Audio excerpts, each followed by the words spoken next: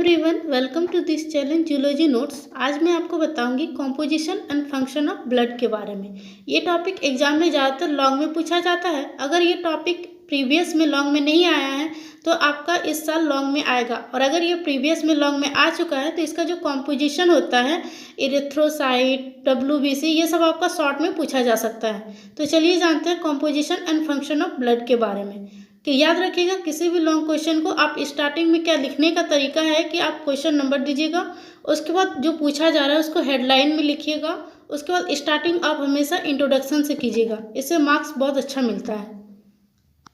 Blood is a fluid connective tissue that consist of plasma, blood cells and platelets. Blood जो होता है वो fluid connective tissue होता है, मतलब ये एक तरह का घोल होता है जिसमें प्लाज्मा होता है, ब्लड सेल्स होता है, प्लेटलेट्स होता है। It circulates throughout our body, delivering oxygen and nutrients to various cells and tissue. ये हमारे पूरे बॉडी में घूमता है और ऑक्सीजन और न्यूट्रिएंट्स को डिलीवर करता है, मतलब कि सेल्स और टिश्यू में ये न्यूट्रिएंट्स और ऑक्सीजन को डिलीवर करता है। It makes up 8% of our body weight. हमारी बॉडी का लगभग 8% तक ब्लड का वेट होता है।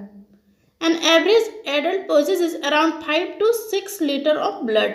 एक एवरेज एडल्ट में देखने जाओ तो उसमें कितना होता है, तो लगभग 5 से 6 लीटर तक ब्लड होता है। कॉम्पोजिशन ऑफ ब्लड, इसको आप टाइप्स ऑफ ब्लड भी बोल सकते हैं। ब्लड कितने तरह का होता है, तो दो तरह। ब्लड में कितने तरह का सब्सटेंस पाया जाता है, तो दो तरह का। एक प्लाज्मा होता है, दूसरा फॉर्म्ड एलिमेंट होता है। प्लाज्मा जो होता है वो 55% तक होता है। ये दो तरह से होता है, एक वाटर होता है, दूसरा डिजॉल्व सब्सटेंस होता है। वाटर 92% होता है और डिजॉल्व सब्सटेंस जो होता है वो 8% तक होता है। फॉर्म्ड एलिमेंट जो होता है वो 3 तरह का होता है, ल्यूकोसाइट, प्लेटलेट्स और इरिथ्रोसाइट्स। ल्यूकोसाइट्स को WBC भी कहा जाता है और इरिथ्रोसाइट्स को RBC भी कहा जाता है। ल्यूकोसाइट 2 तरह से होता है, ग्रेनुलोसाइट और एग्रेनुलोसाइट्स। ये आपको चार्ट पेपर एग्जाम में बनाना है। जैसे मैं बनाई हूँ उसी तरह से आप बना सकते हैं। इसका आपको डिटेल्स में लिखना होगा, इसका हर एक डिटेल्स आपको फिगर बनाना होगा। वो फिगर मैं आपको सबसे लास्ट में दिखा दूंगी।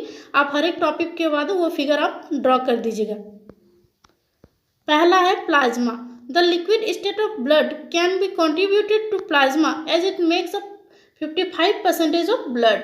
ब्लड का जो लिक्विड स्टेट होता है उसको प्लाज्मा कहा जाता है, क्योंकि ये ब्लड का 55% तक हिस्सा होता है। ये क्या होता है, it is plain yellow in colour and when separated it consist of salt, nutrient, water and enzyme. ये हल्का पीला रंग का होता है और ये अलग होने पर इसमें सॉल्ट, न्यूट्रिएंट, वाटर और एंजाइम पाया जाता है। Blood plasma also contain important protein and other component necessary for overall health. Hence, blood plasma transfusions are given to patient with liver failure and life-threatening injuries. Blood plasma में important protein और health के लिए जरूरी important component पाया जाता है, इसलिए blood plasma को पेशेंट में ट्रांसफ्यूज किया जाता है जिसको लीवर फेलर या फिर जानलेवा इंजरीज से जो घिरा हुआ रहता है उसमें क्या होता है, ब्लड प्लाज्मा का ट्रांसफ्यूज किया जाता है। Second है formed element. The blood consists of cell known as formed element of blood. These cells have their own function and roles to play in the body. The blood cells which circulate all around the body are as follow. हम देखते हैं कि blood जो होता है वो cell से बना होता है जिसको फॉर्म्ड एलिमेंट कहा जाता है। बॉडी में ये सेल्स का अपना अलग काम और रोल होता है। हमारे बॉडी में सर्कुलेट होने वाले सेल कुछ इस प्रकार है। पहला होगा erythrocytes. Erythrocytes are also known as red blood cells and they are biconcave cell and without nucleus in human. Erythrocytes को रेड ब्लड सेल्स भी कहा जाता है और ये बाइकॉन्केव सेल्स होता है। और ह्यूमन का जो इरिथ्रोसाइट्स होता है, मतलब ह्यूमन का जो RBC सेल्स होता है उसमें न्यूक्लियस नहीं पाया जाता है, विदाउट न्यूक्लियस वो होता है। RBC contain the iron rich protein called hemoglobin and it give blood its red color. RBC में आयरन रिच प्रोटीन होता है जिसको हीमोग्लोबिन कहा जाता है और हीमोग्लोबिन की वजह से वो रेड कलर दिखता है, जो रेड कलर देता है या फिर आप बोल सकते हैं कि रेड कलर दिखता है। RBC are the most copious blood cells produce in bone marrow. RBC बहुत ही अधिक मात्रा में प्रोड्यूस्ड होने वाला ये ब्लड सेल्स है। कहाँ से प्रोड्यूस्ड होता है? तो ये बोन मैरो से प्रोड्यूस्ड होता है। Their main function is to transport oxygen from and to various tissue and organ. इसका मेन फंक्शन होता है ऑक्सीजन को ट्रांसपोर्ट करना, टिश्यू और ऑर्गन में ऑक्सीजन का ट्रांसपोर्ट करना इसका मेन फंक्शन होता है इरिथ्रोसाइट्स का। इसका फिगर मैं सबसे लास्ट में दिखा दूंगी, हर एक का फिगर है तो लास्ट में मैं आपको दिखा दूंगी। वो फिगर आप जस्ट इस कोई भी टॉपिक लिखिएगा जस्ट उसके नीचे वो फिगर ड्रॉ कर दीजिएगा। Second, leukocytes. Leukocytes are colorless blood cells. They are colorless because it is devoid of hemoglobin. They are also known as white blood cell. Leukocyte जो होते हैं वो कलरलेस ब्लड सेल्स होते हैं। इसमें क्या होता है? हीमोग्लोबिन नहीं होता है। इस वजह से इसमें क्या होता है? कलरलेस होता है, क्योंकि हीमोग्लोबिन ही रेड कलर देता है और इसमें हीमोग्लोबिन नहीं होता है, इसलिए ये कलरलेस होता है और इसको वाइट ब्लड सेल्स भी कहा जाता है। They are classified into two types. इसको दो भाग में बांटा गया है। पहला होगा ग्रेनुलोसाइट और सेकंड होगा agranulocytes. Granulocytes they are leucocyte with the presence of granules in their cytoplasm. ये एक तरह का ल्यूकोसाइट है इसके साइटोप्लाज्म में जो होता है ग्रेन्यूल्स पाया जाता है। मतलब ग्रेन्यूल्स का मतलब एक तरह का दाना पाया जाता है इसके साइटोप्लाज्म में। The granulated cells include eosinophil, basophil और न्यूट्रोफिल्स। ग्रेनुलेटेड सेल्स कौन कौन सा होता है? तो स्नोफिल होता है, बेसोफिल होता है, न्यूट्रोफिल्स होता है। मतलब इसके साइटोप्लाज्म में जो होगा वो दाना जैसा होगा और वो दाना जैसा क्या क्या होगा? तो स्नोफिल होगा, बेसोफिल होगा, न्यूट्रोफिल्स होगा। Eosinophil they are cells of nucleocytes which are present in the immune system. ये ल्यूकोसाइट्स का एक सेल होता है जो प्रेजेंट होता है इम्यून सिस्टम में। They are small granulocytes which are produced in the bone marrow and make 2 to 3% of whole WBC।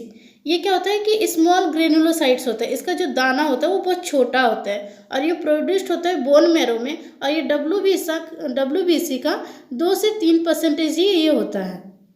ये सेल्स ये इसका काम होता है मेन कि ये सेल्स बैक्टीरिया से लड़ता है और एलर्जी और अस्थमा जो होता है उससे जुड़े सिस्टम को ये कंट्रोल करता है। उस मतलब होता है ना, उससे एलर्जी से रोकता है, बैक्टीरिया से प्रोटेक्शन ये स्नोफिल देता है। स्नोफिल का फिगर कुछ इस तरीके से है। इसका फिगर में हर मतलब जितना भी टॉपिक है सबका मैं फिगर में लास्ट से दिखा दूंगी। आप किसी भी कलर पेन से आप इसे बना सकते हैं एक्सेप्ट रेड कलर को छोड़कर। Basophils they are the least common of the granulocytes ranging from 0.5 to 1% of WBC। They contain large cytoplasmic granules. इसमें क्या होगा कि ये ग्रेनुलोसाइट्स का बहुत ही कम से कम दिखाई देने वाला ब्लड सेल्स होता है जो 0.5 to 1% ऑफ WBC होता है। ये क्या होता है? इसमें लार्ज साइटोप्लाज्मिक ग्रेन्यूल्स पाया जाता है। Neutrophils they are normally found in the blood stream.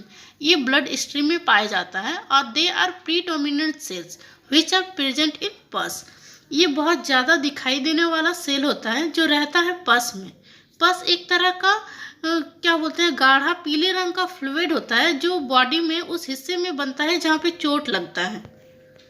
A granulocytes they are leucocyte with the absence of granule in their cytoplasm. They are classified into two types, monocytes and lymphocyte. एक तरह का leucocyte है जिसमें क्या होगा cytoplasm में granules नहीं होता है और ये दो तरह का होता है मोनोसाइट्स और lymphocytes. Monocytes these are usually have a large bilobed nucleus with a diameter of 12 to 20 micrometers. इसमें क्या होगा कि इसमें लार्ज न्यूक्लियस पाया जाता है, वो भी बायलोब्ड होते हैं। इसका न्यूक्लियस में 2 लोब्ड होता है और इसका जो डायमीटर होता है 12 से 20 माइक्रोमीटर तक का होता है। They are the garbage truck of the immune system. ये इम्यून सिस्टम में गार्बेज ट्रक की तरह काम करता है। ये क्या करता है? ये डेड सेल को साफ करता है और डिजीज से प्रोटेक्शन करता है। इसको मोनोसाइट इसलिए कहा जाता है क्योंकि इसके सेल्स में न्यूक्लियस बीन शेप्ड में होता है। इसका जो न्यूक्लियस होता है उस क्या होता है वो बीन शेप्ड का होता है, इसलिए इसको मोनोसाइट्स कहा जाता है। Lymphocyte lymphocyte play a vital role in producing antibodies. Lymphocyte का काम होता है एंटीबॉडीज को प्रोड्यूस करना। Their size ranges from 8 to 10 micrometer. इसका साइज 8 से 10 माइक्रोमीटर तक का होता है। They are commonly known as natural killer cell. इसको नेचुरल किलर सेल्स से भी जाना जाता है लिम्फोसाइट्स को। थर्ड है platelets. Thrombocytes are specialised blood cells produce from bone marrow. Platelets को थ्रोम्बोसाइट्स भी कहा जाता है और ये एक तरह का स्पेशलाइज्ड सेल होता है जो प्रोड्यूस्ड होता है बोन मैरो से।